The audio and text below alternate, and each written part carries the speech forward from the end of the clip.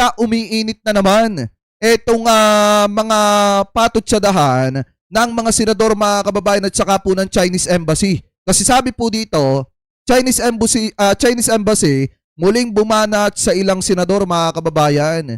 So ngayon, talagang hindi po nagpapapigil etong Chinese Embassy at talagang gusto nilang ipakita na sila ang hari dito po sa ating bansa. Ano po, so ngayon, ito i-play po natin. Hindi pa rin humuupa ang tensyon sa pagitan ng Chinese Embassy at ilang senador. Muling bumuwelta ang embahada dahil saan nila'y pambabastos ng ilang senador sa mga opisyal nila. Live mula sa TV5 Media Center, nangungun sa balita si News 5 correspondent Mean Los Baños. Mean, anong banat ngayon ng Chinese Embassy laban sa mga senador?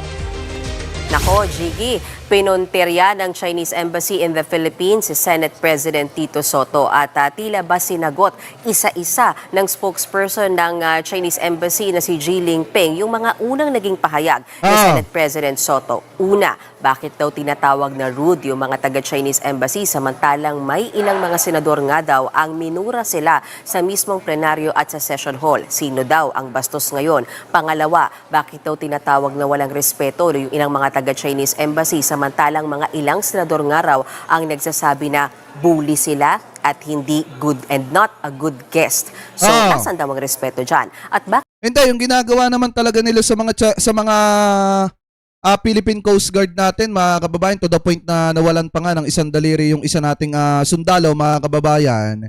Di ba pambubuling at pangaharas yung ginawa nila? Itatawag mo doon, paglalambing. Mahirap naman sabihin na naglalambing yung mga Chinese Coast Guard ng mga time na hinaharas nila yung mga sasakyan ng mga PCG, mga kababayan, dyan sa West Philippines eh. Diba? Anong gusto nyo itawag natin doon? Nilalambing lang tayo ng China?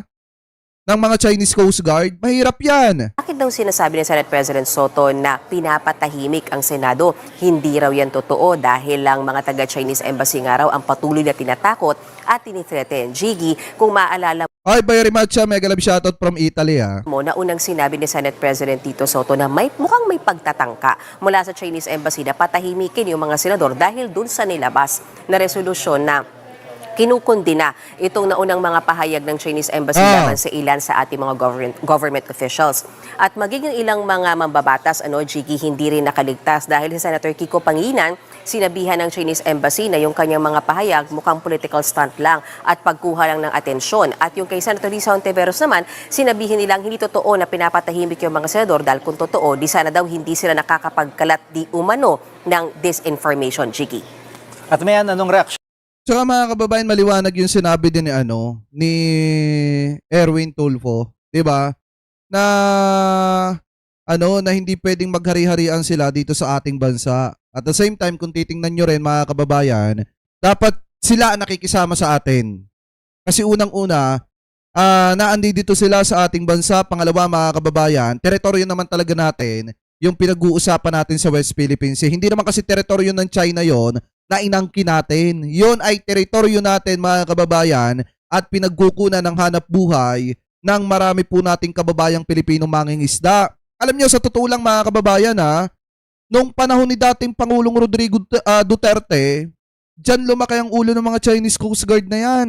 Kasi kahit nagre-reklamo yung mga kababayan Pilipino po natin mangingisda, dyan sa may Zambales, mga kababayan, especially, hindi po pinapansin ni Digong yan.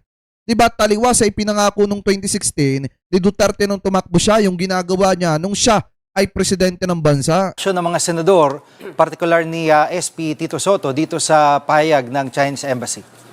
Ay, Ma'am Mariam Torres, Thomas, mega love shoutout po Nako, Jiggy, hindi Kuya Lori, mega love shoutout. nagpatinag si Senate President Tito Sotto at sabi niya, imbis daw na siya ay mainis, mas pinipili na lang daw niya na siya ang manginis o maging annoying. Samantala, Jiggy, sabi naman ni Senator Raffy Tulfo, teka muna, bakit yung Chinese Embassy, sila na nga yung agresibo, bakit sila pa yung sensitibo? Narito ang bahagi ng payag ni Senator Raffy Tulfo, pakinggan natin, Jiggy.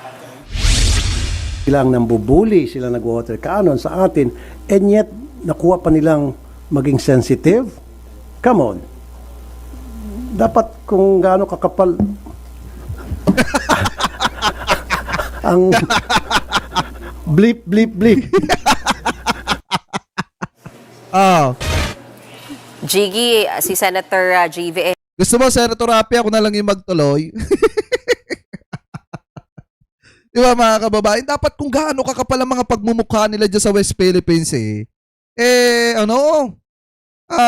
tawag dito, dapat ganun din na kakapal yung kanilang feelings. Di ba mga kababayan?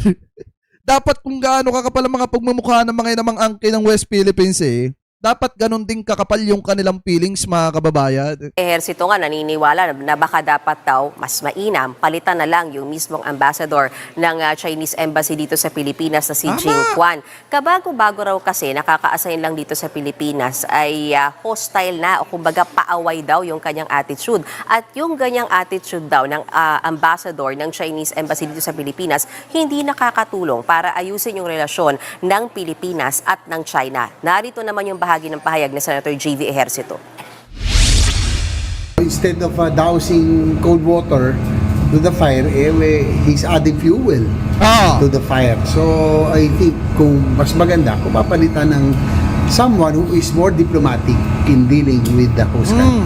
They've been very hostile against officials of our government. They have been disrespecting us, but they want respect, but they have to respect also Philippine officials. Tama. Jig, Kasi sa totoo lang mga kababayan, yung bago pong ambassador ng China dito sa Pilipinas, iba po kasi yung attitude mga kababayan. Iba yung kung titingnan nyo sa mukha pa lang halata na Di po ba? Kaya dapat talaga, para lumamig-lamig yung tensyon mga kababayan sa pagitan ng Chinese Embassy at saka po ng Senate, much better na palitan nila ng bago.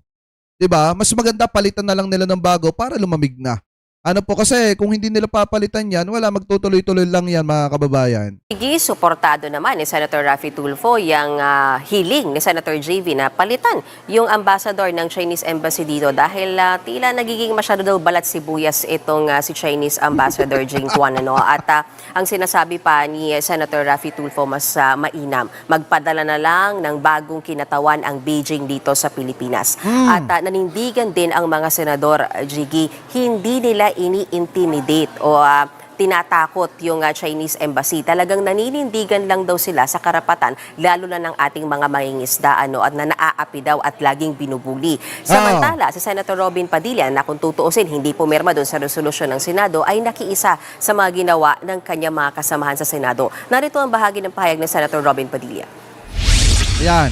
Desisyon lang ng Senado yun. Kaya kung ano man yung posisyon namin, walang sino man ang pwede magsabi na mali yun. Desisyon yun ng mga senador Alatang depressed na si Senator Robin Padilla, no? Alatang depressed na mga kababayan. Siguro hindi na kinakaya yung bash. Jiggy, ang suhestyon ng ilang mga senador, baka kailangan na talagang mag-usap ng kinatawan ng Chinese Embassy at ng ating Department of Foreign Affairs para balangkasin. Paano ba pahuhupain itong tensyon na ito at paano ba patitigilin itong mainit na sagutan sa pagitan ng Chinese Embassy at ng ilan sa ating mga government officials, partikular ng mga senador. Yan muna ang latest mula sa Senado. Balik sa iyo, Jiggy. Yan ang ulat ni Mian Los Baños live mula sa TV5 Media Center. Alam niyo mga kababayan, sa totoo lang, dapat naman talaga tayo nasusunod dito po sa ating bansa. Kasi kung tayo po inaando doon sa kanilang bansa, natural sila yung masusunod. Kanila yun So ngayon, dito naman sa ating bansa, dapat ang sinusunod nila yung pulisiya natin.